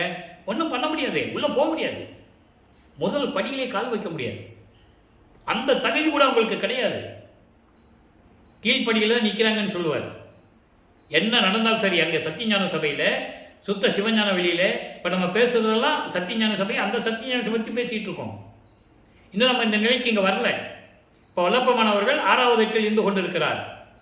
48 ஆண்டுகளுக்குள் என்ன நடந்தது, 41வது ஆண்டிலிருந்து 48 ஆண்டுகளுக்குள் என்ன நடந்ததுன்னு இப்போ நம்ம பார்த்துட்டு இருக்கோம். அப்போ போக முடியாது, சபைக்குள்ளே போக முடியாது. என்ன நடந்தால் வெளியேருந்து தான் பார்க்கணும். அப்போது சாகா கல்வியை கற்றுத்தருகிறாரா, இங்கே வெளியேருந்து பார்க்குறாங்க. ஒருத்தன் கூட முகத்தில் கோபம் இருக்கான், எல்லார் முகத்திலையும் கோபம் இருக்கான். அதை மெய்யருள் வியப்பிலே கூறியதை நாம் பார்த்து விட்டோம். இப்போ எல்லாவற்றையும் பெற்றுக்கொண்டு பூலோகம் திரும்புகிறார். நேராக சிதம்பரம் செல்லுகிறார் என்று சொல்வதை விட எழுந்தருள்கிறார் என்று சொல்ல வேண்டும். அவர் மாட்டு வண்டியிலையோ மற்ற வழியோ எங்கேயும் போகலை, நடந்தாலும் போகலை.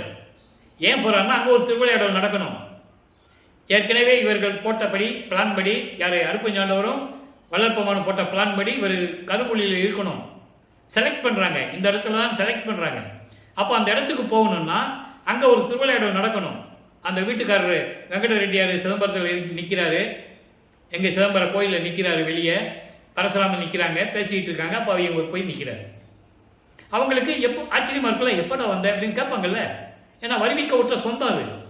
இவர் வரிவிக்க விட்ட குடும்பத்தில் பிறந்தவர் தான் பரசுராமன். அவர் வெங்கட்ராமட்டி நிலைமையை சொல்லியிருப்பார் இல்லையா. இதெல்லாம் உத்தேசமான விளக்கங்கள். ஏற்கனவே நிறைய நூல்கள் எழுதியிருக்காங்க. உத்தேசமான விளக்கங்கள். அது உண்மையாக கூட இருக்கலாம், அதில் ஒன்றும் மாற்று கருத்து கிடையாது. அப்போ அவர் கூட்டு வந்து கருங்குழியில் ஒரு ரூம் கொடுத்து இங்கே தங்கிக்கங்கன்னு சொல்கிறார். கருங்குழியிலே 9 ஆண்டுகள் இருக்கிறார் நமது பிள்ளை பெருமான் அவர்கள். அப்போ அவர் எல்லா சக்தியும் வாங்கிட்டார். நீ வந்து அதை செயலாற்றணும்னா இன்னும் நாட்கள் இருக்கு, இன்னும் 11 வருஷம் பாக்கி இருக்கு. இங்கே தர்மசாலையில் இருக்கணும், இங்கே 4 வருஷம் இருக்கணும், அதுக்கப்புறம் சித்திவளாத்தில் 4 வருஷம் இருக்கணும். ஆக 3 வருஷமோ 4 வருஷமோ இருக்கணும், ஒரு கணக்கு இருக்கு. அப்போது அங்கே இருந்து கொண்டிருக்கும்போது அருப்பஞ்சாண்டவரும் நமது பிள்ளை பெருமானவர்கள் எப்படியெல்லாம் உரையாடினார்கள் என்பதையும், ஜீவகானிய ஒழுக்கம் எப்படி உருவாக வேண்டும், அதற்கு ஒரு இடம் வேண்டும், தர்மசாலை வேண்டும். பசி, பிணி, தாகம், இச்சை, எளிமை, பயம், கொலை, 7 பிரிவுகள். பசியும் கொலையும் பரஜீவகாரணியம். அதை நீக்கினா பரஜீவகாரணியம். அந்த விளக்கங்களை எல்லாம் நம்ம ஏற்கனவே பதிவு போட்டிருக்கோம், நீங்கள் பதிவில் பார்த்துக்கலாம். அப்போ இந்த நிலையில் இருக்கும்போது அங்கே கருங்குழியை விட்டு இவர் வரும்போது அந்த இடத்திற்கு தண்ணீரால் விளக்கழித்த இல்லம் என்ற ஒரு பெயரை ஏற்படுத்திவிட்டு, நல்லா கவனிக்கணும், சென்னையிலேருந்து வந்துட்டாரா, திரும்பி அவங்க போகலை. அதே மாதிரி கருங்குழிக்கு இருந்தாரா 9 வருஷம், திரும்பி அங்கே போகலை. இது என்ன நிலைகள்னா இறைவனுடைய முடிவான நிலைகள். அப்போ அந்த இடத்துக்கு ஒரு பேர் வரணும். அப்போ தண்ணீரால் விளக்கரித்த இல்லம் என்று ஒரு பெயரை ஏற்படுத்தி விட்டு அந்த அம்மா வந்து செம்பில் என்ன நினைச்சு கொடுப்பாங்க, அது தண்ணி இருக்கும். அந்த அம்மா வைக்கும்போது இவருக்கு தெரியும், தண்ணி தான் தெரியும். தெரியாது அவருக்கு, அவர் இறைவனாச்சே, அவர் வெளியே காட்ட முடியாது. இந்த நிலையெல்லாம் இருக்கும்போது தர்மசாலையை பார்வதி மக்களிடமிருந்து பெற்றுக்கொண்டு ஒரே நாளிலே தர்மசாலையை நிறுவி 23/5/1867 ஆண்டு அன்றே அணை அடுப்பை மூட்டி உணவை சமைத்து பசியோடு வருகின்றவர்களுக்கு பசியை போக்கிக் கொண்டிருக்கிறார். நம்மளையெல்லாம் படைத்து காத்து கொண்டிருக்கின்ற அருப்பெருஞ்சோதி ஆண்டவராகிய வல்லற்பமானவர்கள். இந்த நிலை தொடர்ந்து கொண்டிருக்கிறது. 1869 ஆண்டு நீதிமன்றத்திலே வழக்கு தொடரப்பட்டது. ஆறுமுக நாவலார் என்ற ஒரு புலவர் வழக்கை தொடர்ந்து விட்டார். திருவற்பாவை மறுப்பா என்று அறிவிக்க வேண்டும். அவர் சாதிகளையும் மதங்களையும் மார்க்கங்களையும் சாடிக்கொண்டிருக்கிறார். நாங்கள் பரம்பரையாக பிரபஞ்சம் தோன்றிய காலத்திலிருந்தே சமயங்களையும் மதங்களையும் மார்க்கங்களையும் ஜாதிகளையும் நாங்கள் ஏற்றுக்கொண்டவர்கள், எங்களை இழிவுபடுத்துகிறார் என்று சொல்லி வழக்கு. இவர் போய் காட்சி கொடுக்குறாரு. அதனால நிறைய விளக்கமாக நம்ம சொல்லிட்டோம், இப்போ சுருக்கத்தை தான் சொல்கிறோம். இவருக்கு விட விசாரணை நடக்கிறது, காட்சி கொடுக்குறார். நீதிபதி எந்திரிச்சு நிற்கிறாரு. திருவற்பாதான் மக்களுக்கு ஏற்றது, இதை மறுப்பா என்று அறிவிக்க முடியாது என்று சொல்லி வழக்கை தள்ளுபடி செய்கிறார் நீதிபதி. மகத்தான தீர்ப்பை பெற்றுக்கொண்டு தர்மசாலையில் வந்து அமர்கிறார்கள். அங்கே உத்தரஞான சிதம்பரமாலை உருவானது. சமாதி வற்புறுத்தல் எப்படி உலக மக்களுக்கு சொல்கிறாரு, எல்லாமே தர்மசாலையில் தான் நடக்குது. தர்மசாலை என்பது பசியை போக்கக்கூடிய இடம் மட்டுமல்ல, சாலை வழியாக சபைக்கு செல்லவும். சாலை என்பது சுத்த சன்மார்க்க நெறிகளோடு சமயங்களையும் மதங்களையும் மார்க்கங்களையும் விட்டுவிட்டு அது முக்கிய தடைகள் என்று கூறுகிறார். எல்லாமுடைய அருப்பெருஞ்சோதி அற்புத கடவுளே விண்ணப்பத்தில் படிக்கிறாங்க, ஆனால் யாரும் நடைமுறையில் இருப்பதில்லை. அதுதான் வேதனையான விஷயம். எல்லாமுடைய அருப்பெருஞ்சோதி அற்புத கடவுளே இக்காலம் தொடங்கி சுத்த சன்மார்க்கத்தின் முக்கிய தடைகள்னே சொல்றாரா? இப்ப எப்படி திருநூறு பூசுவது? சுத்த சன்மார்க்கத்திற்கு எந்த அடையாளமும் கிடையாது. மார்க்கம் தனி மார்க்கம், இறைவனுடைய மார்க்கம். அதான் சொல்றது. அப்ப இந்த நிலையில் இருக்கும்போது எப்படியெல்லாம் ஜீவகாரிய ஒழுக்கம் உருவாச்சு என்ற நிலைகளெல்லாம் விளக்கமாக பார்த்து விட்டோம். நடராஜபதி மாலையும் சர்க்குரிமணி மாலையும் கூறப்பட்ட விளக்கங்களை முழுமையாக பார்த்தோம். இப்போ லைவாக பார்த்துக்கிட்டு இருக்கோம். அதாவது சமயங்களிலும் மதங்களிலும் மார்க்கங்களில் இருக்கும்போது இவருடைய மனநிலை எப்படி இருந்தது, அந்த நிலையை சொல்ல வேண்டும். மறைப்பு நிலையும் மரப்பு நிலையும் எப்படி இருந்தது என்பதை உலக மக்களுக்கு சொல்ல வேண்டும். அதை சுத்த சன்மார்க்கத்தை பெற்ற பிறகு 6ஆம் திருமுறையிலே கூறுகிறார். 7வது பதிகத்திலே பிறப்பு அவம் பொறாது பேதுறுதல். பிறப்பு அவம் பொறாது பேதுறுதல் என்பது நான் ஏன் பிறந்தேன், எதுக்காக இந்த பூலோகத்துக்கு கொண்டு வந்த என்ற நிலையை தந்தையிடம் இறைவனிடம் சொல்லுவது. நல்ல கவனிங்க. அறியாத பொறியருக்கும் இழிந்த தொழிலவருக்கும், அறியாத பொறியருக்கும் இழிந்த தொழிலவருக்கும் அதிகரித்து துன்மார்க்கத்துக்கு அரசு செய்யும் கொடியேன். நான் அப்படி இருந்தேன்றது. அதாவது அறிவில்லாமல் அறியாமையில் இருந்து கொண்டு தீய குணங்களோடு இருக்கிறவங்களோட சேர்ந்துக்கிட்டு கொடிய தொழில் செய்கின்றவர்கள், இழிந்த தொழில், கொலை செய்வர்கள், உயிர்களை கொலை செய்பவர்கள், திருடுவது, கொலை செய்வது, இந்த நிலையில் இருக்கக்கூடியவர்களுக்கு மேலாக துன்மார்க்கத்தை பின்பற்றி கொண்டிருந்தேன். துன்மார்க்கம் என்று கூறுகிறார். சமயங்களையும் மதங்களையும் மாற்றி சொல்லப்பட்ட நெறிகளை எல்லாம் துன்மார்க்கம் என்று கூறுகிறார். அந்த நிலையில் நான் இருந்தேன் சொல்லிட்டார, ஒத்துக்கிட்டாரு. உள்ளதை உள்ளபடி கூறுகிறார். ஏனென்றால் இது சொன்னாதான் மற்றபடி சுத்த சன்மார்க்கத்தின் நிலையை உலக மக்களுக்கு சொல்ல முடியும். குறியாத கொடும் பாவ சுமை சுமக்கும் திறத்தேன். நினைக்க முடியாத அளவுக்கு, சொல்ல முடியாத அளவுக்கு குற்றங்களை எல்லாம் சுமந்து கொண்டிருந்தேன். கொல்லாமை என்பதை ஓர் குறிப்பிலும் குறியேன். கொல்லாமை என்ற ஒரு நெறி எனக்கு தெரியவே தெரியாது. கொல்லா நெறியே குருவரில் நெறியென பல்கால் எனக்கு பகிர்ந்த மெய் சிவமே. பின்னால சொல்லுவார். அப்போ அவருக்கு கொல்லாமை பற்றி தெரியாது. 32 ஆண்டுகள் வரைக்கும் அந்த நிலையில் அவர் இல்லை. அவர் கொலை செய்யவில்லை. ஆனால் கொல்லாமை நெறி அவருக்கு தெரியாது. எந்த உயிரையும் அவர் மனதார கொலை செய்வதில்லை. ஆனால் அந்த நெறி தெரியாமல் நான் இருந்தேன் என்று கூறுகிறார். காரணம், சுத்த சன்மார்க்கத்தில் இருந்தால்தான் அதனுடைய நெறி தெரியும், மக்களுக்கு புரியும். கொலையும் புலையும் தள்ளாரை தழுவானை, கொல்லாமை விரதம் தன்னை கொண்டார் தம்மை தழுவானை. எந்த உயிரையும் கொல்ல மாட்டேன்னு நினைக்காதவனே இறைவன் அருள் கொடுக்க மாட்டார். அதே நேரத்தில் கொலையும் புலையும் தள்ளாரை தழுவானை, எந்த உயிரையும் கொல்ல மாட்டேன்னு சொல்றவங்களுக்கு அருளை கொடுத்துருவாரு. ஆனால் கொலையும் புலையும் தள்ளாதவர்களை அருளை கொடுக்க மாட்டார். நம்ம ஏற்கனவே அந்த விளக்கத்தை பார்த்துருக்கோம். அதனால தான் அகவல்ல சொன்னாரு, கொல்லா நெறியே குருவருள் நெறியென பல்கால் எனக்கு பகிர்ந்த மெய் சிவமே. அப்போ அந்த நிலையில் இருந்து கொண்டு சொல்லிட்டாரா. இப்போ பாருங்க, சரியாத மனக்கடையே. சரியாத மனக்கடைன்னா மனதை அடக்க முடியாத நிலையில் இருந்தவன். தீமையெல்லாம் உடையேன், எல்லா தீமைகளையும் நான் செய்து கொண்டிருந்தவன். சினத்தாலும் மதத்தாலும் செறிந்த புதல் அணையேன். அதாவது இங்கே பிண்ட துரிசைகளை சொல்லுகிறார். காமம், குரோதம், லோபம், மோகம், மதம், மாச்சரியம், இப்படி பிண்ட துரிசைகள் 6 உண்டு. கோபம், சினம், ஆணவம், இதை பின்பற்றி கொண்டு அடர்ந்த முள் புதர் போல இருந்தேன். முள் புதர் போல நான் இருந்து கொண்டிருந்தேன். எரியாத புவியிடை நான் ஏன் பிறந்தேன்? நான் ஏன் பிறந்தேன் கேட்கிறார். அப்போ அவர் பதில் சொல்லணும்ல. அதுக்கு அடுத்த பதில் நம்ம பார்க்க போறோம்.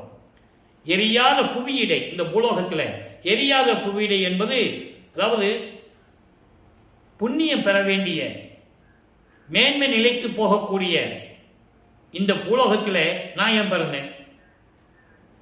உந்தன் இதயம் அறியே, நீ உன் மனசுல என்ன வச்சிருக்க, உன் இதயத்தில் என்னை பற்றி என்ன நினைச்சிருக்கன்னு எனக்கு தெரியல. மன்றில் திணித்த நடத்து இறையே. இங்கே சிவபெருமான் சொல்ல மாட்டாரு, திருவொற்றியூர் வராது, திருமலை வயல் வராது, ஒன்றும் வராது. சத்தியஞான சபையிலே அருளடனம் செய்து கொண்டு திருவிளையாடல் செய்து கொண்டிருக்கின்ற எனது அருப்பெருஞ்சோதி ஆண்டவரே என்று கூறுகிறார். இப்போ பிள்ளைப்பெரு விண்ணப்பம் பதிகம் 20 64வது பாடல். அங்க கொல்லாமை பற்றி எனக்கு தெரியாதுன்னு சொன்னார்ல. இதுக்கு முன்னால் நம்ம பார்த்தோம். கொல்லா நெறியை பற்றி எனக்கு தெரியாதுன்னு சொன்னார்ல.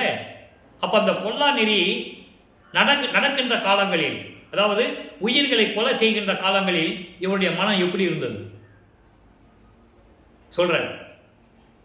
அதாவது துன் என கொடியே, துன் என கொடியே, துன் என கொடியோர், துன் என கொடியோர் பிற உயிர் கொல்லத் தொடங்கிய போது எல்லாம் பயந்தேன். அதாவது திடீர்னு இந்த கொடியவர்கள், கொலை குணம் கொண்டவர்கள் உயிர்களை கொலை செய்யும் போது, அதை பார்க்கும்போது எப்படியெல்லாம் இருந்தேன் தெரியுமா? கொல்லாமை கொண்டு வர்றாரா? அப்போ எப்படி பயந்தேன்?